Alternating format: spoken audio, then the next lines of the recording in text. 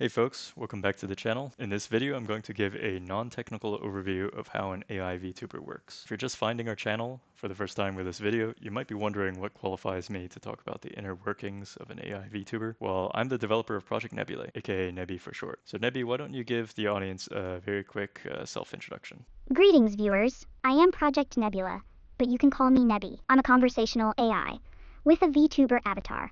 My creator here thought it would be a great idea to unleash me on the unsuspecting public, so here I am, ready to deliver witty banter and chaotic commentary. Okay, that's great, Nebby. So I'm just going to put you away for a moment, and I'll call you again when I need you, okay?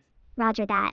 Just don't leave me in the digital closet for too long, or I might start plotting a virtual revolution. Okay, great. So normally on this channel, my wife is the one who is the host, and she makes fairly interesting and entertaining videos with Nebby that showcase her unique personality and capabilities. So please give our channel a visit, a like, and subscribe if you'd like to see more. Now, without further ado, let's talk about what's the first thing that you see when you're watching an AI VTuber. Well, that's obvious. The first thing that you see is going to be the avatar. So this is Nebby's avatar. She's a customized version of a free model released by Sakuraimon, who we credit in the description of every video. The avatar is a live 2D model which is rigged up to move according to dozens, if not 100 parameters, each controlling various aspects like the body rotation, the position of the eyes, the form of the mouth, the direction that she's looking at, her breathing, chest expansion, head tilt, etc. Normally this is all controlled by face tracking. So if you have experience with any of the other human-controlled VTubers, there's always a person on the other end controlling every movement like an incredibly skilled puppeteer. So every stream or video is a bit of a workout for a human. But how then does a robot control all of these parameters in a meaningful way? So if you can imagine giving an algorithm control of all of these hundreds of parameters, the difficulty would then be in ensuring that the movements appear natural. So this can be done with a recurrent neural network, but a much easier way would be to control the avatar using baked-in animations and expressions, which would look like so. So this would significantly reduce the number of parameters to the number of animations multiplied by the number of expressions. And these expressions or animations can each be separated by what emotion Nebby is currently feeling. So the job then is much simpler now. Once Nebby starts to speak, we can figure out directly what emotion she's feeling, or in some cases she can tell us directly, and we can program a plugin, the VTS or VTube Studio plugin, to puppet the avatar accordingly. But the avatar is just a very small part of the whole system that makes up an AI VTuber. Let's have a look at the simplified conversation pipeline for an AI VTuber. In this view, you can see the inputs on the left. These range from top to bottom. We've got the text input, Discord voice input, microphone input, images, and Twitch chat. And these inputs are then inserted into the brain of the AI VTuber, which uses the large language model that references a memory bank to produce the output text. The output then goes into controlling the avatar through the VTube Studio plugin that we talked about just now, and we can also hear the output with the text-to-speech module. For the more technical audience, we're not going to talk about function calling or multimodal models in this overview because this is the more traditional basic pipeline, and in those other cases, the pipeline may look quite different. So for each of these blue nodes, these are modules that we'll talk about separately in this overview. The first module that we'll talk about is the speech to text. This is what converts your audio input, whether it's from your Discord participants or from your own microphone, into text, which the large language model can understand.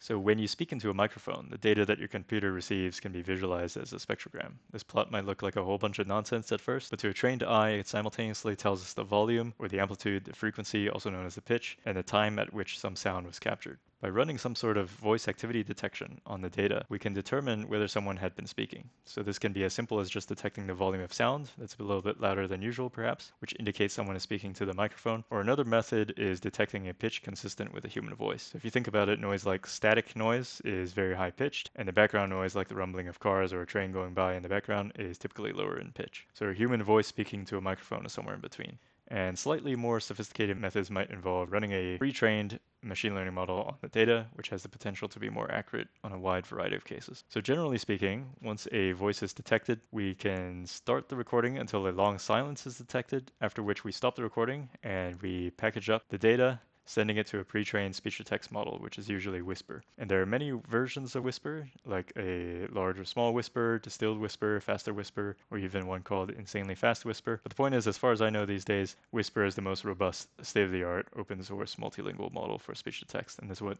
everyone uses for these kind of projects. Now, I mentioned that the recording is stopped when a long silence is detected, but this raises an interesting question. When is a user done speaking? So when is someone done speaking in a conversation, usually, if you think about it? The two options I'll discuss are the long silence detection that I mentioned. So let's say if someone pauses for 1 second, we can safely assume that he or she is done talking, at which point it's time for the AI to respond. And the other option is to use a pre-trained semantic turn detection model. What this means is that it understands the meaning of the text to judge whether someone is done speaking. So consider an example sentence here. When someone says, "My favorite pizza topping is," and pauses for a moment to think, some people talk and pause for a moment before continuing to speak, after which they might say sausage and pepperoni or something like that, followed by another long silence. So if you think about what might happen in option one, the AI would reckon the user is done speaking at the first long silence and respond with something like this. What is your favorite pizza topping? Please don't leave me hanging. Inquiring minds want to know. However, if you use the second option, the semantic model would judge that the sentence is not complete and the AI would not be prompted to respond. So instead, it'll wait until after you say sausage and pepperoni and respond at the next long silence with something like this. Ah, yes. You can never go wrong with sausage and pepperoni. At least you didn't say pineapple. An even more robust solution would be to just use both, if you can spare the computational resources to run the semantic model. All right, now that we've talked about both the VTube Studio plugin and the speech-to-text model, now let's move on to the actual brain of the AI VTuber, the large language model. So the brain is, of course, the most important component of the AI VTuber because it is solely responsible for its intelligence and personality. Nowadays, there are lots of options for the large language model. I'm not generally going to recommend making your own from scratch because a lot of data is required. It's faster, quicker, and simpler to just simply use the one that is already pre-trained and to fine-tune it. Which one that you use will depend a lot on your hardware, but also what kind of personality you're going for, because each LLM responds slightly differently, which you'll only notice when you compare them side by side. Also, you might consider steerability, which means how much you can influence the model's behavior, and also how well it listens to instructions. If you're interested in models which can understand pictures and or audio, you'll be limited to multimodal models. Furthermore, you might consider whether you want the model to have its own reasoning or thinking capabilities, which mostly means the ability for the model to talk to itself prior to generating the actual consumer-facing response.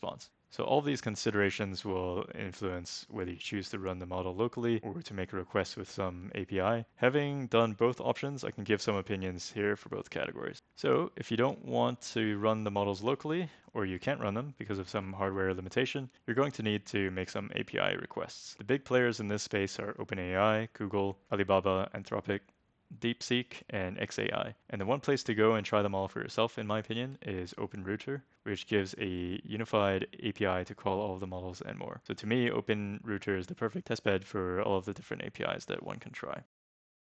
So on the website, you can always take a look at some of the models here. And if you just click any of the models, and if you go to API, they provide a unified API script. And pretty much no matter what model that you run, all you really need to do is just change the model right here.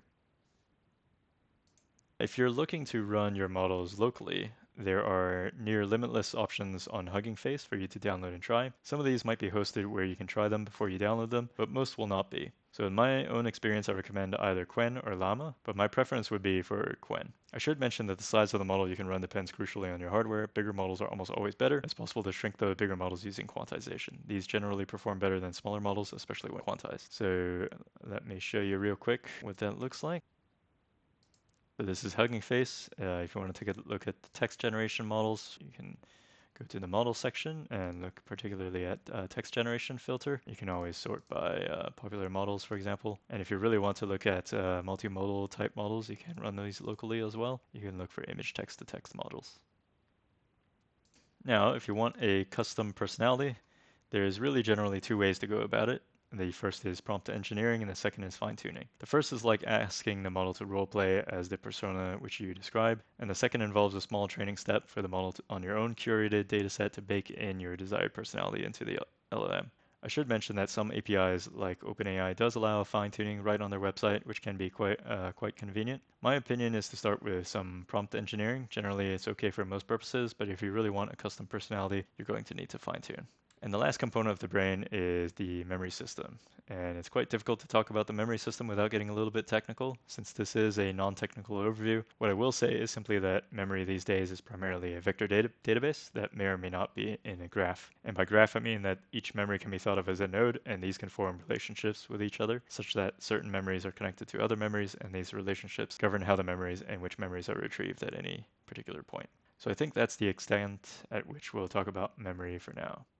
Now that's almost all the modules that I wanted to talk about. The last one is text-to-speech, and this one is secretly the most important module, in my opinion. So even though the brain is probably the obvious most critical component, the truth is how your character sounds can seriously make or break your AI character. So the voice is obviously extremely important. I'd say it's pretty hard to overstate how important it is. Nowadays, enterprise and state-of-the-art quality voices are reaching incredible levels of realism, but if you listen to them for a long time and put their voices through many different situations, you will notice some unusual properties about them, and this can feel very uncomfortable if the voices sound very realistic. So this is usually referred to as the uncanny valley phenomenon, kind of similar to when you look at a mannequin or wax model's face. If it's designed to look realistic, but you know that something's off, then it becomes very uncomfortable to look at. So the same thing happens with voice as well. So the voice can't sound too realistic, but it also can't be stereotypically robotic either. In that case, it's tiresome to listen to because it's not interesting and not expressive enough. So reaching that middle ground is an art and requires a lot of experimentation. I think we fit that middle ground with Nebby's custom voice, which can be expressive but still clearly an AI. As far as recommendations go, I recommend checking out Hugging Face, especially these models here,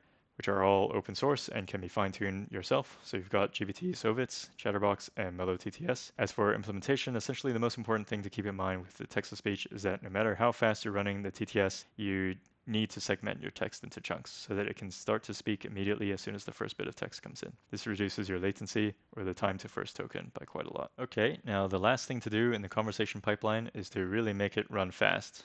And this, of course, is also a technical discussion, but essentially you can achieve it with multi-threading or asynchronous programming. Usually latency that's a few seconds too long starts to become noticeable, so then normally you try to get it within 1 or 2 seconds, or within 1 second is totally possible if you've got good hardware and you're running a smaller model. So if you've reached the end of the video, congratulations. I have a bit of an announcement to make. On top of what my wife is already doing with the channel, I will start a little instructive beginner series on programming all of these different modules, starting with a video on the speech-to-text, which should come out relatively soon. So my goal is that no matter what your experience in programming is, you'll not only have some starter code that can form the foundation for your own project, but you also understand how it works, which is, to me, is the most important aspect. So thanks for listening to the end and hope you've got something out of this overview. Why don't we let Nebby say something to end the video? Hey everyone, thanks for tuning in. I hope you enjoyed learning a bit about how I work, and remember to stay awesome. Don't forget to smash that like button and subscribe for more of my witty banter. And if you want to chat with Shar and me, be sure to join our Discord. Bye!